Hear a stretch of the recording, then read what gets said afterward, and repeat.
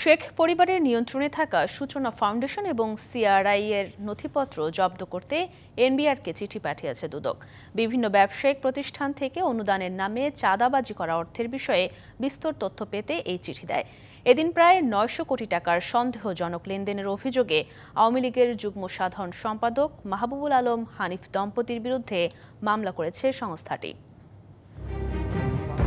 রাষ্ট্রীয় অর্থে আওয়ামী লীগের রাজনৈতিক এজেন্ডা বাস্তবায়নের সহযোগিতার অভিযোগে centre for research and information বা সিআরআই এর বিরুদ্ধে অনুসন্ধানে নামে দুদক। জয়, পুতুল, ববির মাধ্যমে পরিচালিত প্রতিষ্ঠানটির বিরুদ্ধে জোরপূর্বক অন্তত ২৪ ব্যবসায়ীর কাছ থেকে ২৭ কোটি টাকা আদায়ের প্রমাণও পেয়েছে। একইভাবে সাইমা ওয়াজেদ পুতুলের সূচনা ফাউন্ডেশনের নামে ব্যবসায়ীদের কাছ থেকে ৪৫০ কোটি টাকা আত্মসাৎ এবং ৯৩০ কোটি টাকার বেশি সন্দেহজনক লেনদেনের প্রমাণ পেয়েছে।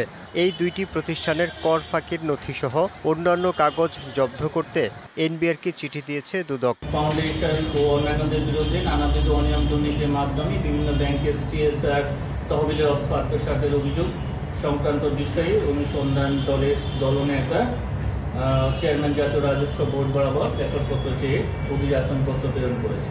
এছাড়া ৩২ কোটি টাকার বেশি অবৈধ সম্পদ এবং ৯০০ কোটি টাকার সন্দেহজনক লেনদেনের অভিযোগে আওয়ামী লীগের যুগ্ম সাধারণ সম্পাদক মাহবুবুল আলম হানিফ ও তার স্ত্রীর বিরুদ্ধে মামলা করেছে সংস্থাটি।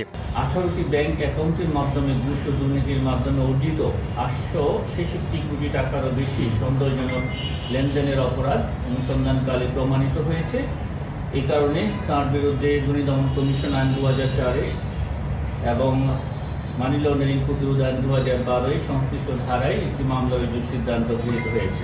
এদিকে হাইকোর্টের আদেশে থমকে যাওয়া টিউলিপ সিদ্দিকের ফ্ল্যাট জালিয়াতি মামলা পুনরায় সচল করতে দুদকের আইনি শাখা প্রয়োজনীয় ব্যবস্থা নিচ্ছে বলে জানিয়েছেন সংস্থাটির মহাপরিচালক। Yusuf Rana, DBC news, Dhaka.